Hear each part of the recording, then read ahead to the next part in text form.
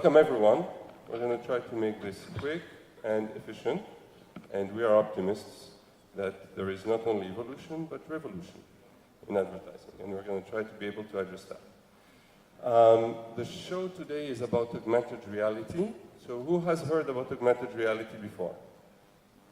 We have 20% of the audience. Okay, so we're going to basically give you a very quick intro on augmented reality. And then we're going to talk about how you can build applications in augmented reality. How many developers in the room? A few, okay. And how many advertisement people in the room looking into advertising? A few as well. Okay, cool. So we're going to start. And essentially, Omar here is from Blippar, and I am from Qualcomm.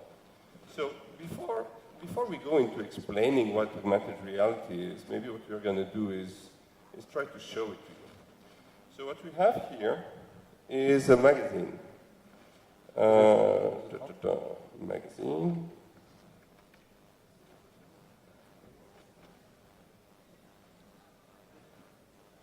Sorry? It's there. Okay.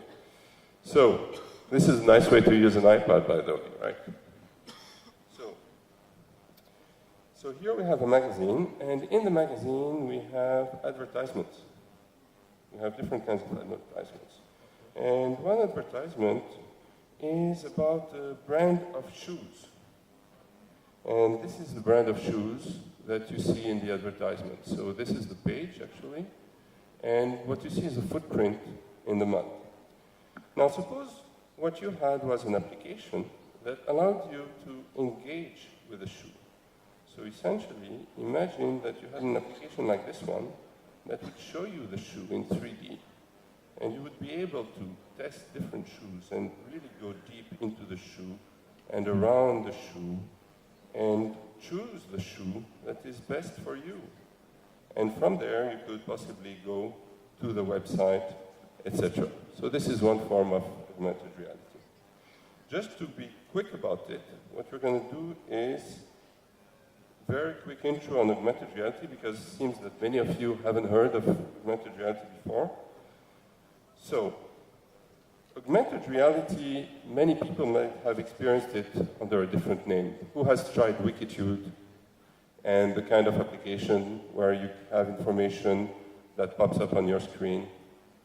This kind of information is based on location. Location and direction, GPS and compass give you that information. And you overlay information on top of that. It's good. It can give you information that is not even in your field of view, but it doesn't work indoor, for example, because it relies on the GPS. Another form of augmented reality, which is the one we're focusing on here, is visual-based augmented reality. This is the kind of stuff that you've seen. The way it works is that it goes and analyzes the image you are looking at. It basically recognizes it. It will then use this image and compare it to a database of information it has, and based on that, it will recognize the right thing. And once it recognizes it, it will lock to what it sees. And once it locks to what it sees, you basically have an object with a position. And you have a very intuitive user interface. You want to zoom in, you just come closer. You want to pan, you go around it. So this is the kind of user interface that you have. Okay, we're going to try not to be not to move too much. For this to work, once it finds it, once it sees it, it will basically render the object. We're having troubles with the connection here. It's going to be better now. So you basically render the object's position and orientation, and after that, once you have the XYZ, the locking, then basically you render the object. Okay. I'm not going to go through all of this because we seem to have some issues with the connection. Let me try again. Yeah? No, it's not. Should be. Let's remove this. Okay. Okay, so let's go basically to, then you render it. And you do this about 30 times per second. And so to do this, what you use is a technology called augmented reality. And that technology is available in the form of a software development kit, what is called an SDK. That SDK is something we provide. There are a lot of developers that have downloaded it. It has got very nice reviews. It has got awards. It has press coverage. We are having a bad connection here. So at the end of the day, bottom line, it is something that gets brand engagement. So many brands are using augmented reality. These are brands that are today using augmented reality. And what they try to do is use it at 3 levels: at the point of advertisement, at the point of sale, and at the point of use. And does it bring results? Yes, it does. So for example, in 1 month, Starbucks had a very simple application showing a small little guy in front of a cup. They had about 500,000 downloads. And about 91% of these downloads were basically the apps being used. Moose Joe had an augmented reality app where you could see information about the clothes that they sell. They had 37% increase in sale. Now the thing is, for most of these apps, you really need to have the app running. How about if you had the opportunity as well to have a browser that you could point to, and that would give you kind of all the information that you need to engage with the brand in augmented reality. This is something that our colleagues here from Blippar have done, and this is something we're very excited about. They are on basically 20% of the billboards in the UK. We love the return on investment they bring to the customers. We've made an investment with them, we're working with them, and we're going to show you what is feasible with their platform. Okay.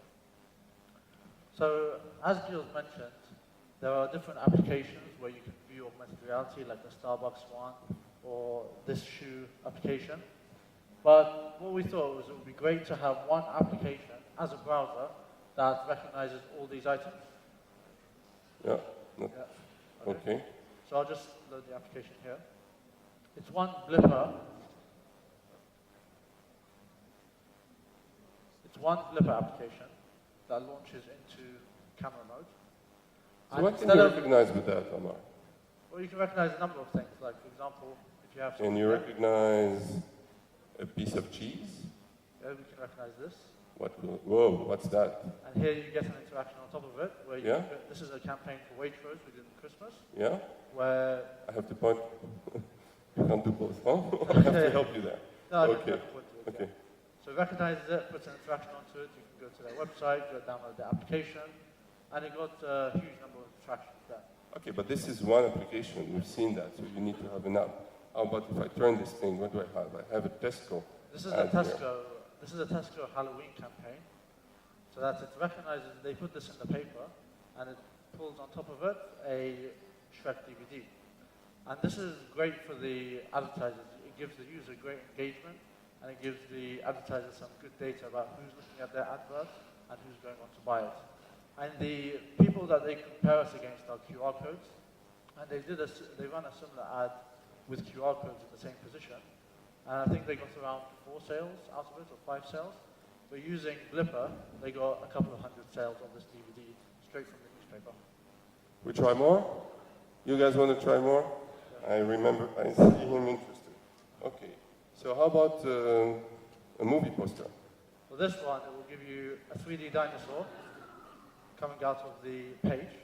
And imagine this on a big billboard in the cinema, and you have the dinosaur coming at you, and you can freeze it and take it off and put it on its head. Well, thank you. Thank you for that.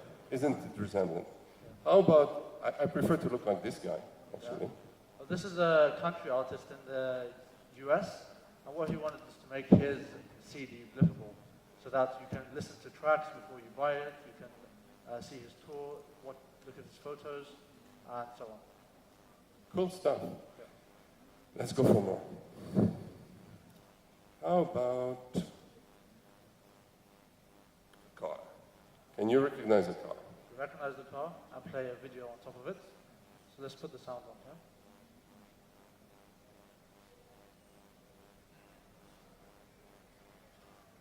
So it plays the advert for the Xbox. Oh, sorry. You want to put the microphone next to it? Yeah. I think.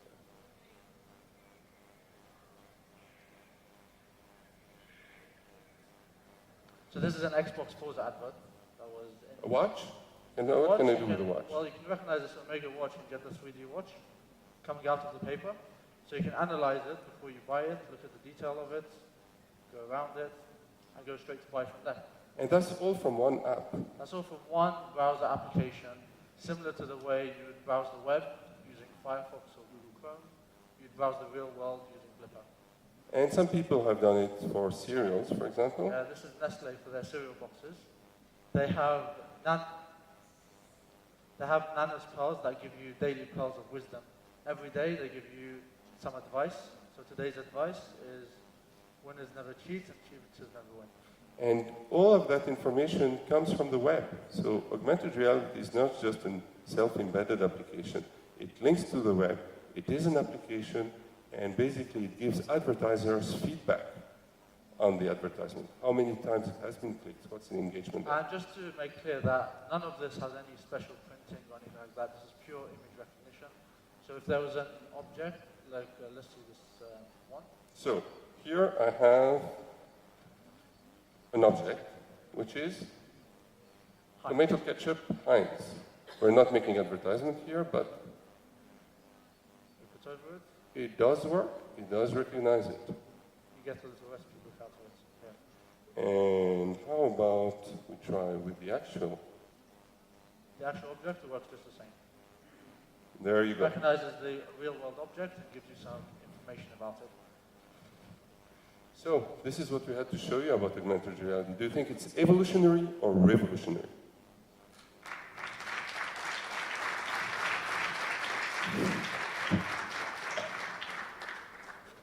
We're here to take questions. We can talk a lot, but I think the best thing is you tell us what you're interested to know, and we help you understand better.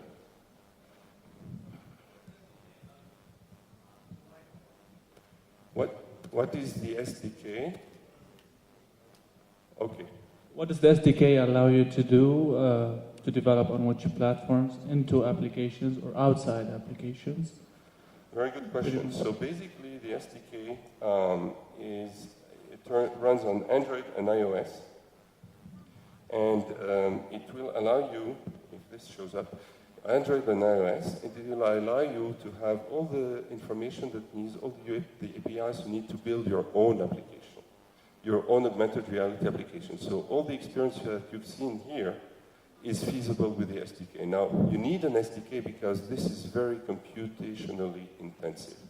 It takes a lot of power to recognize the images. It takes a lot of power to lock to them, to render the information on top of it, like the 3D objects that you see, and to keep it smooth in a way that makes the user experience attractive. So all of that takes a lot of performance. Having that performance on a mobile platform is very challenging. This is what we do. We optimize all of these functionalities and put them on the SDK, and the SDK is available for you. It runs on any ARM v6 CPU with an FPU, which is pretty much what you have today when you have an Android phone or an iOS phone. And it works, it's even calibrated and optimized for the Qualcomm platforms, obviously, because it comes from Qualcomm. But this is all free, it's available. And if you don't want to go into developing your own stuff, you can do it transparently through Unity 3D. Anybody knows Unity 3D here? Cool. So Unity 3D is a game development environment. It's actually a 3D development environment, mostly used for games. You can have 3D objects, rendering, scripts, anything. Many of the games that you see today are built on Unity 3D. You can have AR integrated through Unity 3D. There is a version that is available for both Android and iOS that runs on Unity 3D. If you don't want to do any of that and don't want to program on iPhone or Android, you can come onto the Blippar platform where you don't have to worry about any of that. You define your interactions similar to the way you define a website, so XML, or you use a drag and drop interface to put stuff on and publish it live.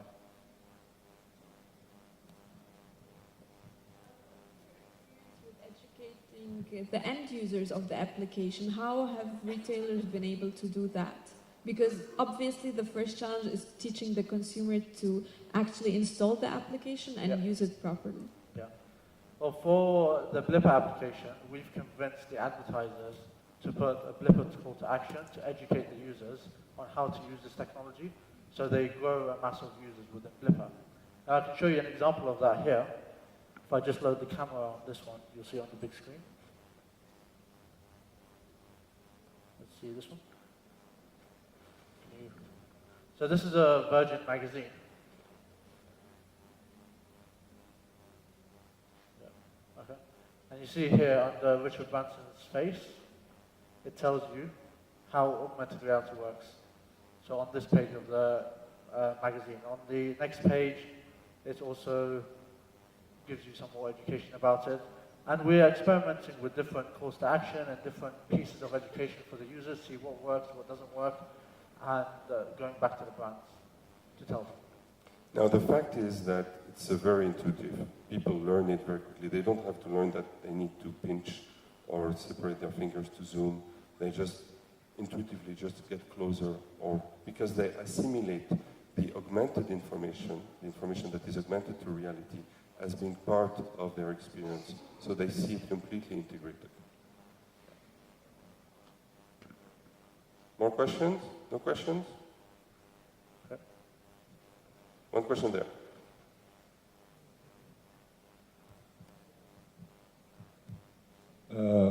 Hi. When do you see this coming to the region, and what network effect or what capabilities do you think it needs?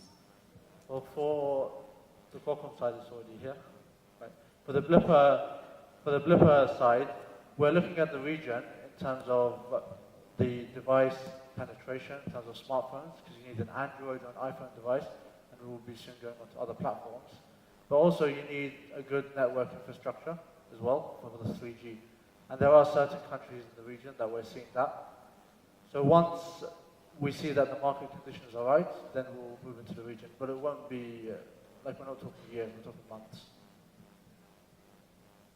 We're talking months, essentially, from the Blippar side. Now, from an infrastructure perspective, all of the information, most of the information is pre-stored.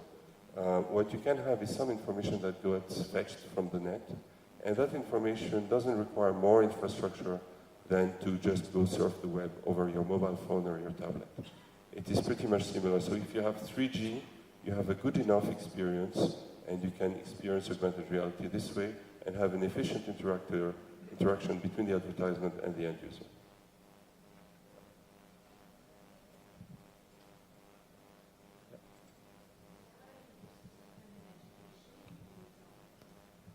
Yes, very good point. So in education, it is being used in different cases. For example, one use case that is very interesting, it's a school in the US where they got students to draw their understanding of magnetic fields just by looking at the books. And then they got them, another set of students, go through an augmented reality based version of that. So you still had the book and you had the magnetic fields, but instead of showing the magnetic fields as a static image on the book, you had an actual 3D rendering of the exact magnetic field you could interact with. And when you looked at the drawings they drew in one class and in the other class, the results are like black and white, or white and black, I don't know how to say it, but basically they show that they really caught the thing, because you get the dynamic interaction with a 3D object in an intuitive way. You can do the same for molecules, for DNAs, structure, for different type of solution. There are also very interesting use cases where it is being used to recognize words, and it can help disabled people in certain cases with instructions as to how to operate certain machines, etc., because it clarifies these instructions. It bridges essentially the information that you have in static paper form and what needs to be done by actually showing them on the real object the points that they need to manipulate and how to manipulate them. And for the Blippar side of things, it's a browser, so you can put whatever you want on there. If you think of educational usage, you can put it on. Right now, we're focusing on the brands because they have such wide reach in terms of billboards and advertisements to be able to educate the users how to use it. But you can do whatever you want on it. Hi, I'm a user experience and interaction designer, and I actually wanted to know where can someone go to find what the best practice when creating an application for that is augmented reality. Some of the things that I find difficult is trying to figure out how to make something very usable without, taking away the fun.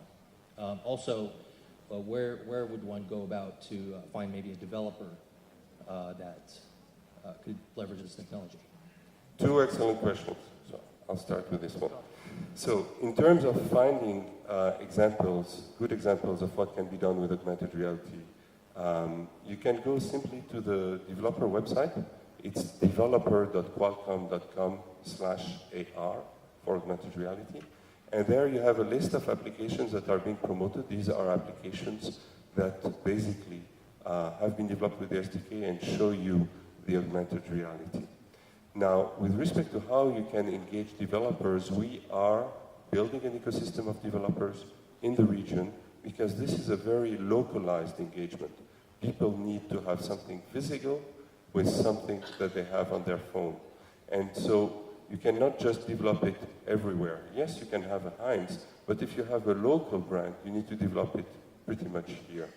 So for that perspective, whether it is through a browser experience with Blippar or whether it is a dedicated app, depending on what your needs are, we can identify developers, and we are in the business of growing that ecosystem.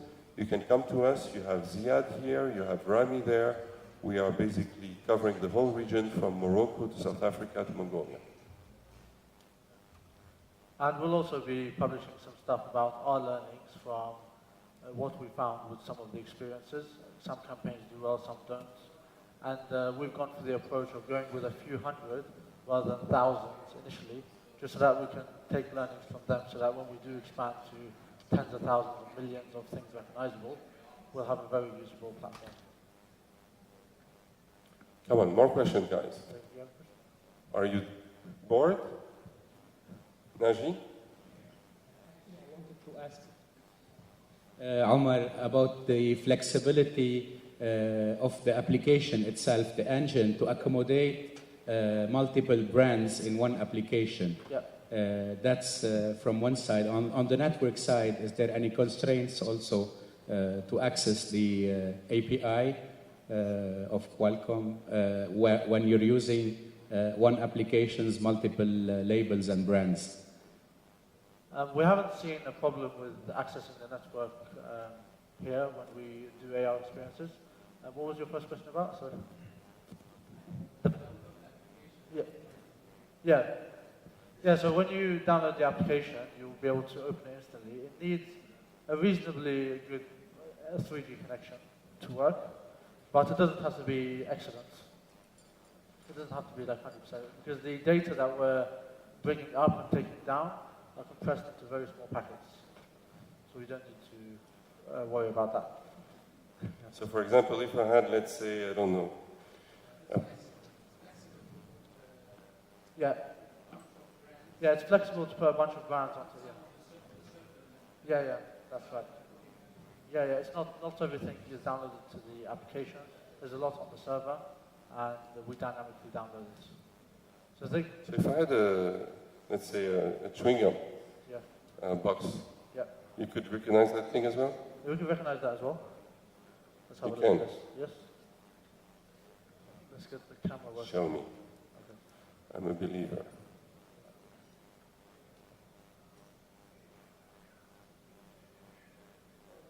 Come a bit to the left. Okay. There you go. You lost the connection.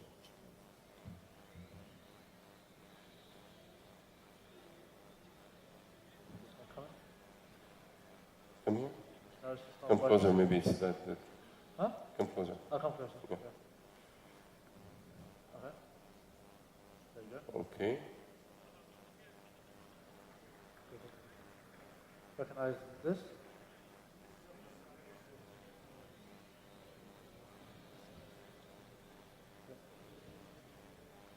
And here you can play a game on it. So if you turn it upside down again. Yeah.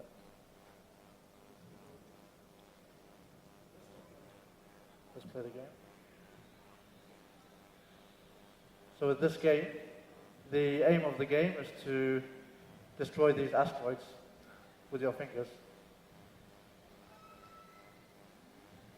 And you just gain, this way. And you just gain score or lose score. So who thinks teenagers are going to buy gums like this just to play the game more than just normal gums? You win prizes as well. You win a lot of good prizes.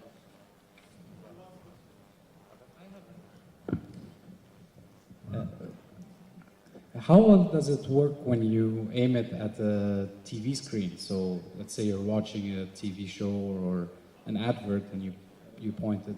Can you get recognition and implement something that way? If we're talking LCD type TV, plasma TV, I don't think you have an issue. It works. We do it all the time with computer screens. If you talk analog TV where you have interlaced and it might be granular and old TVs, maybe you might have an issue. I'm not Well, sure. we've done a campaign with Waitrose in the UK during Christmas, that one you saw earlier, where they had a TV advert slot, which was about a minute and a half, and throughout that whole TV slot, you can point your phone at the TV, and while the image is moving, it picks up common points within it, and while that image is moving, you can see a cool interaction coming out of the TV. And you can have things like voting mechanisms and whatever you want. Whatever you can do on the internet, you can do with that as well. So I guess that was the last question we could take. Thank you very much for your time. We will be sitting outside and answering other questions. Thank you, everyone. Thank you.